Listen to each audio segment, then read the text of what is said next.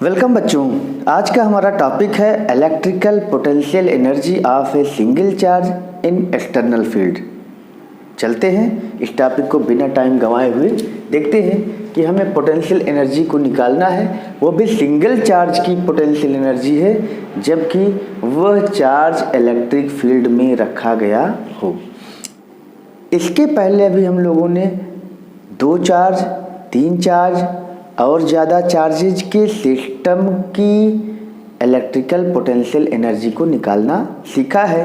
वह एनर्जी जो आई थी वो आई थी U = 1/4πε0 Q1 Q2 अपान R12 प्लस 1/4πε0 Q1 Q3 अपान R13। इस तरह से जितने पेयर उतनी आपकी पोटेंशियल एनर्जी जुड़ती चली जाती थी। लेकिन वहाँ पर एक चीज़ ये थी कि वहाँ पर एक्सटर्नल फील्ड मौजूद नहीं था। हर चार्ज एक दूसरे के फील्ड के कारण जो पोटेंशियल एनर्जी को डेवलप कर रहा था वह पोटेंशियल एनर्जी हम लोगों ने उसमें पढ़ा था। लेकिन वहाँ पर किसी एक पेयर की जो पोटेंशियल एनर्जी होती है वो capital U = K Q1 Q2 U = K Q1 Q2 अपान R12। दूसरा पेयर होगा तो उसी तरह जुड़ती चली जाएगी। ये हम लोगों ने देखा था। लेकिन वहाँ पर चार्जेज एक दूसरे के इलेक्ट्रिक फील्ड में मौजूद थे, इस कारण से उनको एक दूसरे के नियर या एक दूसरे से दूर ले जाने में वर्क डन करना पड़ता है और वही वर्क डन उन चार्जेज के सिस्टम की पोटेंशियल एनर्जी होती है। अगर यहाँ पे केवल एक सिंगल चार्ज होता तो दूसरा चार्ज को हम 0 मान लेते और तब यह पोटेंशियल 0 होती। यानी कि अगर कोई सिंगल चार्ज है और बाहर कोई फील्ड नहीं है तो सिंगल चार्ज की जो पोटेंशियल एनर्जी होती है वो 0 मानी जाती है। यानी कि चार्जेज अगर 2 या 2 से ज़्यादा होते हैं तभी उन चार्जेज के सिस्टम की इलेक्ट्रिक पोटेंशियल एनर्जी हुआ करती है, अदरवाइज नहीं। लेकिन अगर एक सिंगल चार्ज इलेक्ट्रिक फील्ड में रखा हो, एक्सटर्नल इलेक्ट्रिक फील्ड में रखा हो, तब एक सिंगल चार्ज की भी पोटेंशियल एनर्जी होगी। और तुम लोग जानते हो इलेक्ट्रिकल पोटेंशियल एनर्जी क्या होती है।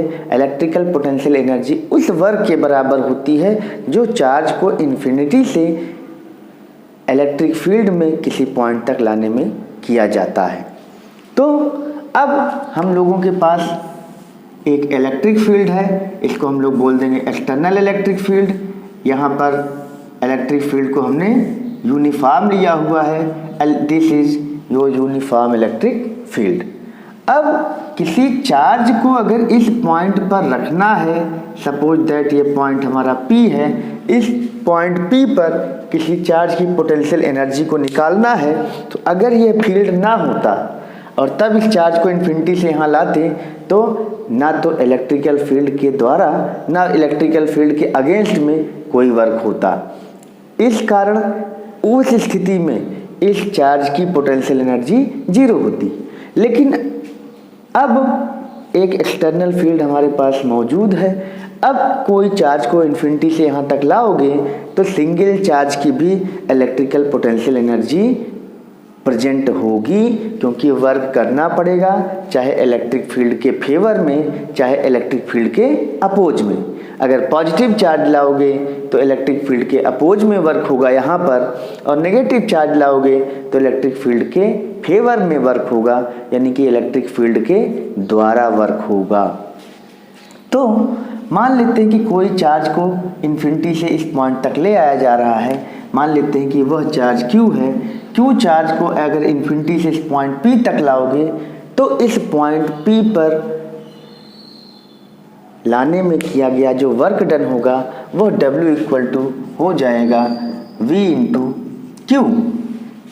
ठीक, इस पॉइंट तक, इस पॉइंट पर जो पोटेंशियल होगा वह पोटेंशियल की वैल्यू V है और चार्ज को लाने में किया गया वर्क डन W = VQ हो जाएगा।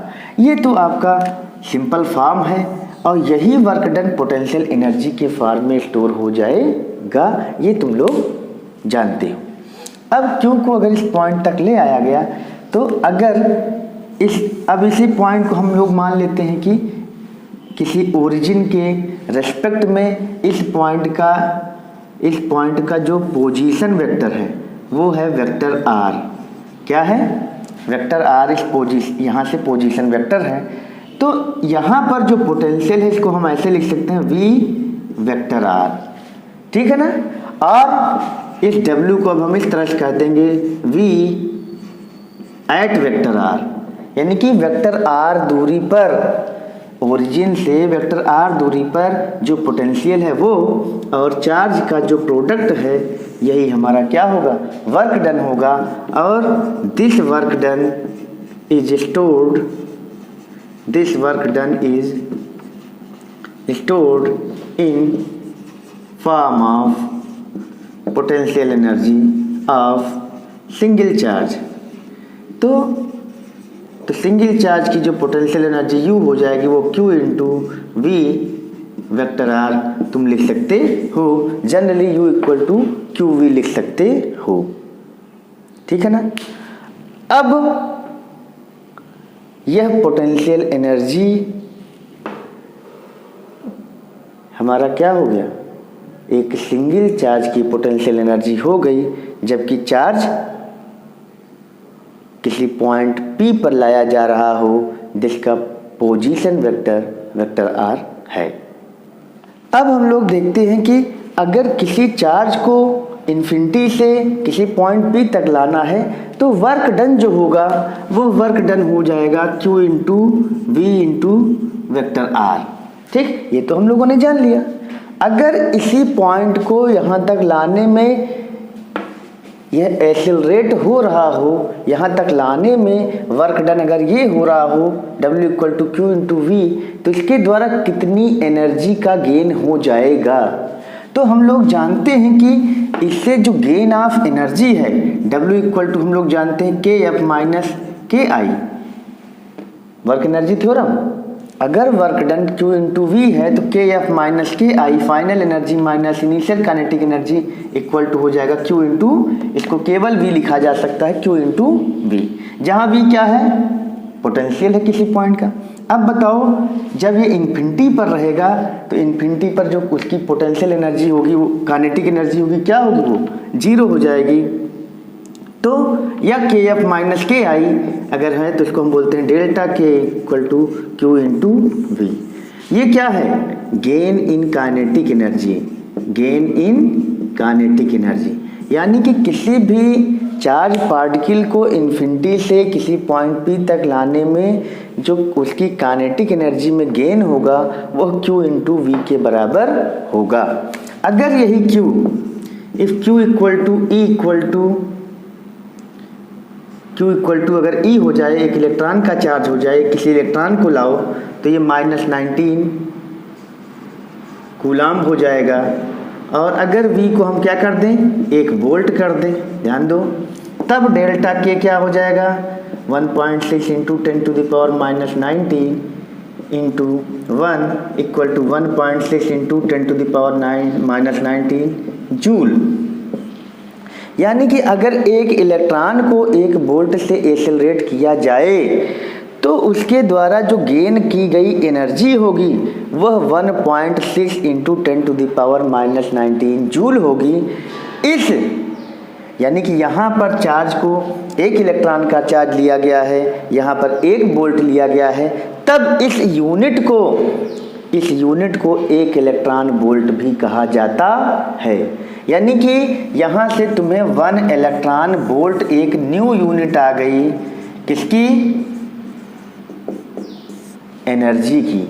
यानी कि 1 इलेक्ट्रॉन, किसी एक इलेक्ट्रॉन को 1 वोल्ट से एक्सेलरेट करने पर जो डेल्टा के है यानी गेन ऑफ एनर्जी है that is called 1 electron volt.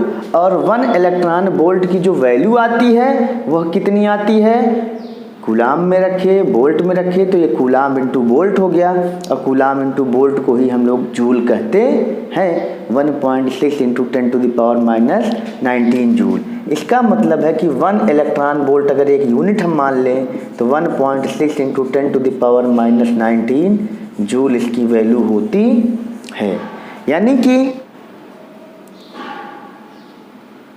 1 electron volt वह एनर्जी है जो कि किसी इलेक्ट्रॉन को 1 वोल्ट से एक्सेलरेट करने पर उसकी काइनेटिक एनर्जी में गेन होता है। इस तरह से 1 इलेक्ट्रॉन वोल्ट उसकी काइनेटिक एनर्जी में गेन के बराबर होता है, जबकि उसको 1 वोल्ट द्वारा एक्सेलरेट किया जाता है।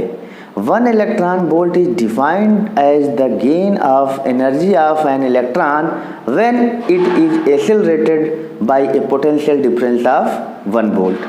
तो इस तरह से एक सिंगल चार्ज की जो पोटेंशियल एनर्जी होती है किसी इलेक्ट्रिक फील्ड में वह W = Q × V vector R होती है।